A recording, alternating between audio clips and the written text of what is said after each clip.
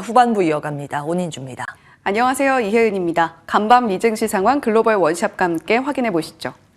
3대 지수는 상승으로 마무리를 했습니다. 나스닥 지수의 상승폭이 이번에도 가장 컸고요. 막판에 치솟는 모습을 보여주면서 3대 지수 모두 비슷한 흐름을 그렸습니다. SEC에서 비트코인 현물 ETF 11종에 대해서 모두 승인 결정을 내렸습니다. 마감 기한을 마주했던 것은 아크인베스트의 비트코인 현물 ETF였는데 아크인베스트 비트코인 현물 ETF뿐만이 아니라 모든 비트코인 관련된 현물 ETF를 승인을 한 겁니다. 이 소식 잠시 후에 더 자세하게 짚어보도록 하겠고요. 결국 지금 시장의 랠리 주도권은 올해도 역시 초반은 빅테크가 쥐고 있는 것 같습니다. 빅테크 종목들이 살아나면 지수도 함께 살아나고요. 반면에 빅테크 종목들이 흔들리면 지수도 함께 흔들리는 양상으로 새해 초반이 흘러가고 있습니다. 윌리엄스 총재도 새로운 발언을 내놨는데 인플레이션에 분명히 진전이 있지만 제한적인 정책은 당분간 유지할 것이다라는 이야기를 했고요. 70억 달러 규모의 10년물 국채 입찰도 진행이 됐습니다. 입찰 금리, 낙찰 금리 함께 보시면요. 이전보다 내려가는 모습을 보여줬죠. 이 말인즉슨 국채가가 올라갔다라는 것이 되기 때문에 견조한 수요를 보여줬다. 꽤나 괜찮았던 입찰 결과였다라고 이야기해 볼 수 있을 것 같습니다. 현물 ETF 관련한 소동이 어제 있었는데 비트코인이 46,000달러를 하회하는 모습을 보여줬고요. 이더리움 가격 은 반면에 5% 오르는 모습을 보여줬습니다. 이 흐름 어떻게 좀 변동이 생겼는지 역시 또 짚어보도록 하겠고요. 원유 재고 EIA에서 발표를 했는데 좀 줄어들 것이다라고 전망했던 시장의 예상과는 달리 134만 배럴이 증가하는 모습을 보여줬습니다. 이에 따라서 WTI 원유 선물 소폭 하락을 했는데 다만 홍해 부근에서 계속해서 일어나고 있는 지정학적 리스크 때문에 하방 압력 자체는 상당히 제한이 되는 모습을 보여줬습니다. 메타 함께 보시죠. 간밤에 3.7%가량 주가 상승이 나왔습니다. 미즈호에서 목표가 상향 의견을 내놓은 건데 기존에 제시했던 400달러 대비 18% 상향한 470달러로 새롭게 목표가를 제시를 했습니다. 이에 힘입어서 4% 가까운 상승폭 보여줬고요. TSMC는 4분기 매출을 발표를 했는데 201억 달러 제시를 하고 있습니다. 201억 달러로 발표가 됐습니다. 이에 따라서 시장 컨센서스를 상회하는 모습을 보여줬는데 일단 나스닥 시장에서는 1% 가까운 낙폭 보여줬습니다. 그리고 간밤에는 우라늄 관련주들이 일제히 상승을 했습니다. 우라늄 에너지는 1.5% 상승이었는데요. 원자력 수요가 글로벌적으로 증가를 하면서 우라늄 가격이 16년 만에 최고치를 기록했다라는 소식입니다. 빅테크의 울고 웃는 모습 함께 보시죠. 2023년에 매그니피센트 7 종목들이 S&P 500 지수의 상승에 기여했던 부분이 60%가 넘어갔습니다. 1월 10일 기준으로 살펴보게 되더라도 매그니피센트 7 종목의 S&P 500 지수 상승의 기여도가 54.6% 차지를 하고 있습니다. 그런데 반면에 엔비디아와 애플의 주가 흐름이 최근 좀 엇갈리고 있죠. 엔비디아는 사상 최고가 계속해서 경신해내고 있고 6거래의 연속 상승세 이어가고 있습니다. 기존의 AI 반도체 쪽뿐만이 아니라 이제 의료 AI 쪽까지 손을 뻗치면서 엔비디아를 바라보는 시선이 더욱더 반짝반짝 빛나고 있는데요. 반면에 애플은 2024년에 들어서 새해에 들어서만 세 번째 투자 등급 하향 조정이 있었습니다. 바클레이즈와 파이퍼 샌들러는 투자 등급도 하향하고 목표가도 하향했고요. 레드번 애틀랜틱이 간밤에 또 투자 의견을 하향을 했는데 목표가 자체는 그대로 유지를 하고 있습니다. 최근에 애플을 바라보는 시선이 상당히 불안한 가운데 이번에 CES에도 참여를 하지 않은 애플이죠.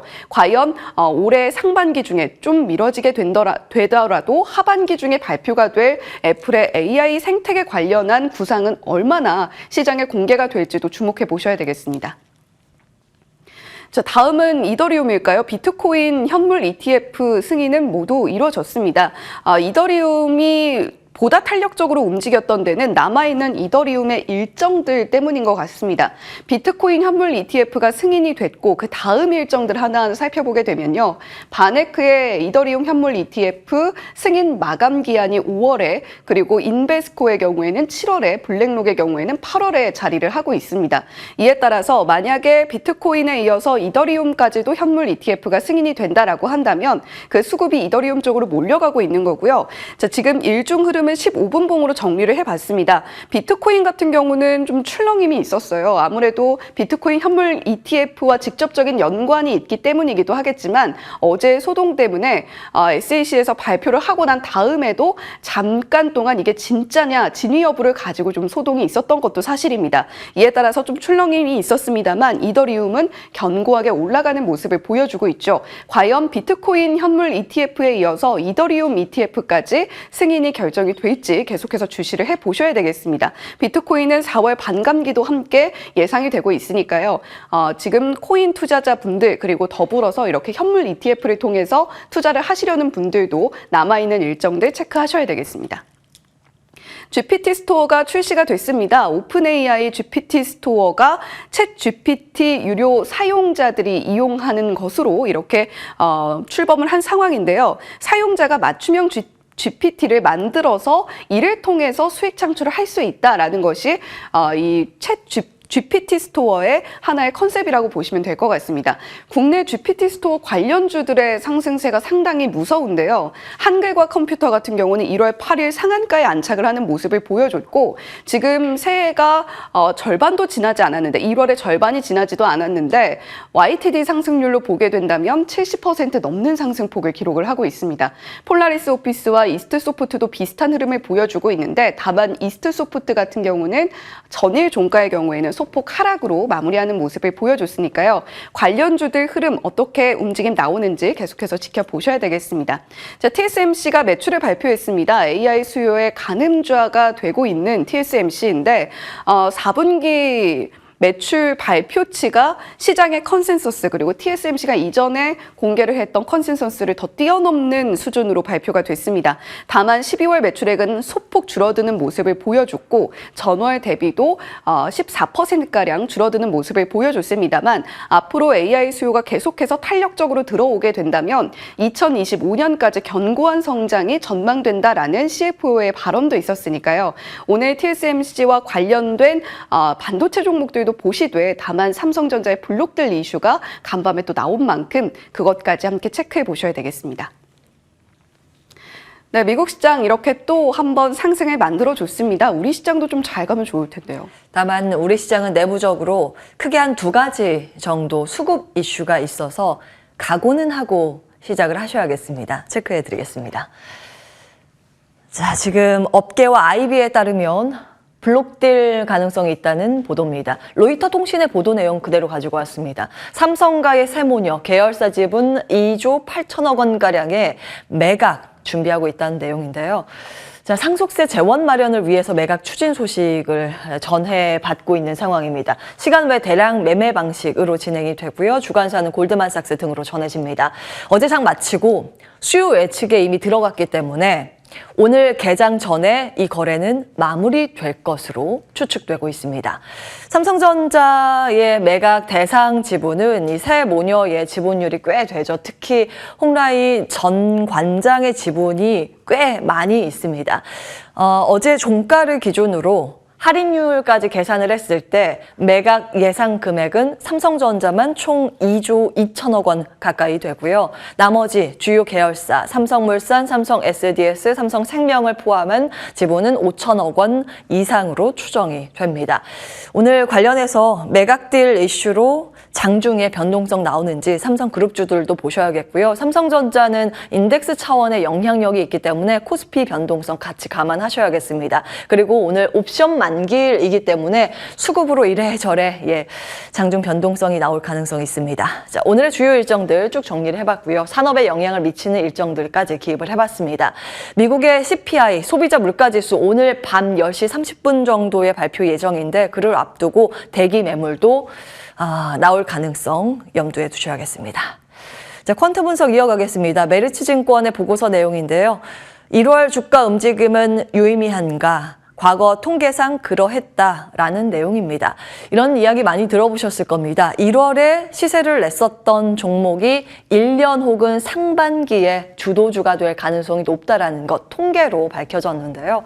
1월 수익률 상위 종목이 상반기 2월에서 6월 이 누적 수익률은 1.4%가 됩니다. 그런데 1월에 수익률 하위 그룹은 0.4%밖에 되지 않습니다. 확실히 상위 그룹 쪽이 시세가 좋았고요.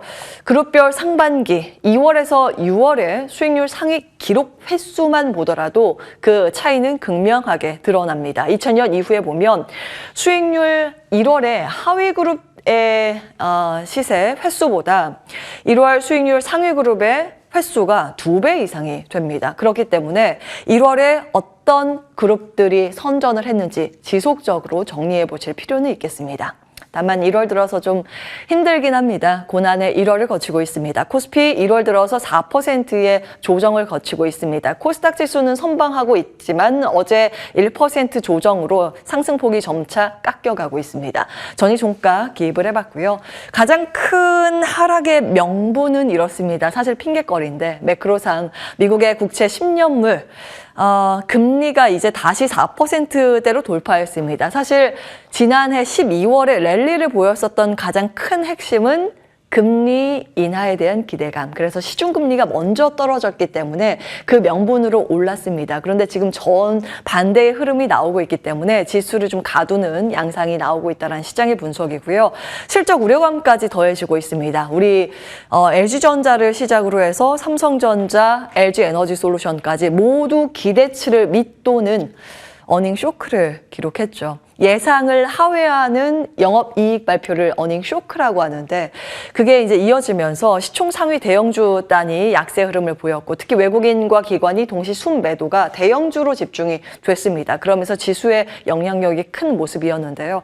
어제 코스피의 시총 1, 2위 종목 코스닥 시장의 시총 1, 2위 종목에 순매도가 집중되면서 많이 빠졌고요. 그러면서 지수를 끌고 내려가는 모습이 하나의 큰 특징이었습니다.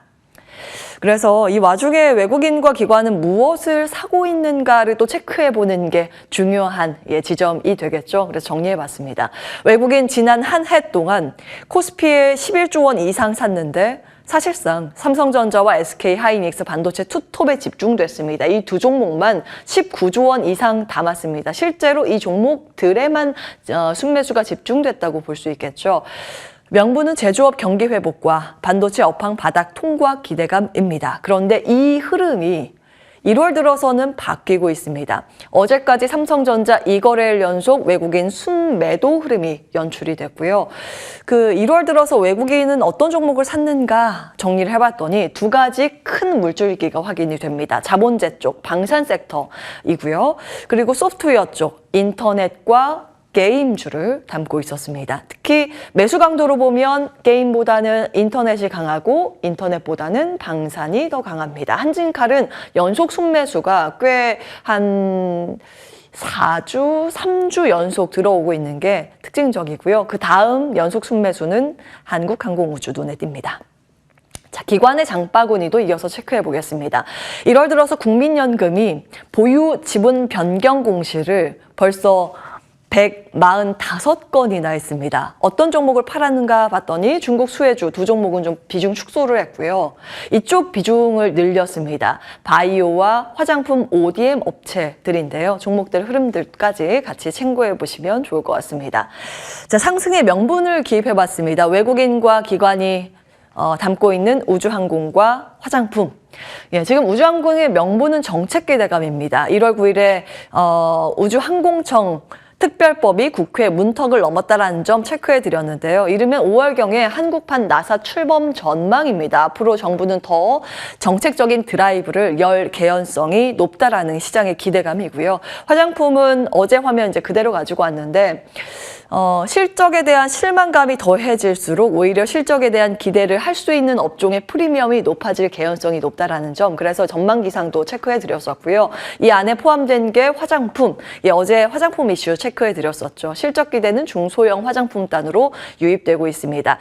자, 이런 모습으로 어제 이 두 섹터가 또 강한 모습을 보였죠. 또 다른 쪽, 로봇 테마의 강세도 눈에 띕니다. 삼성전자에서 CES에서 분리라는 AI 집사 로봇을 공개하기도 했고, 엔비디아는 로보틱스 플랫폼 아이작에 생성형 AI 적용한다는 발언을 하기도 했습니다. 자, 그런데 이미 이런 섹터는요, 한 달 전부터 패시브를 통해서 힌트를 얻어볼 수 있습니다. 페낫괴 시리즈 쭉 계속 정리해드리고 있죠. 어제 상승한 종목들만 빨간색으로 표시했는데 2월 MSCI 편입 기대감이 높은 종목 거의 대부분 상승세를 시현했습니다. 어제 화면이고요. 필요 주가 상승률은 1월 9일 종가 기준입니다. 그래서 어제 알테오젠 또 추가 상승을 했기 때문에 이미 충족 신호로 들어가 있는 상황입니다. 자, 현대 오토에버, 그리고 한화 시스템, CJ, 레인보우 로보틱스까지 어제 시세 강세가 지수 대비했을 때 훨씬 더 크게 두각을 나타냈죠. 보겠습니다. 한진칼과 한화 시스템은 방산 섹터죠. 그리고 최근 들어서 또 두산 로보틱스, 레인보우 로보틱스 등의 로봇 테마가 쉬어가는 듯 했었는데 이미 이쪽에서는 힌트를 주고 있었습니다. 바이오 쪽은 알테오젠, 어제 시세 급등이 있었고요. 현대 오토에버는 대기업의 SI를 담당하기도 하고 AI 등의 자율주행 테마로도 볼 수 있습니다. 소프트웨어 쪽에 대장주격으로 요즘 올라가고 있는 모습입니다. 자, 그러면 이 페낫괴의 배경, 왜 패시브를 계속 주목을 해야 하는가? 12월 13일 당잠사 화면 내용 발췌를 해왔고요.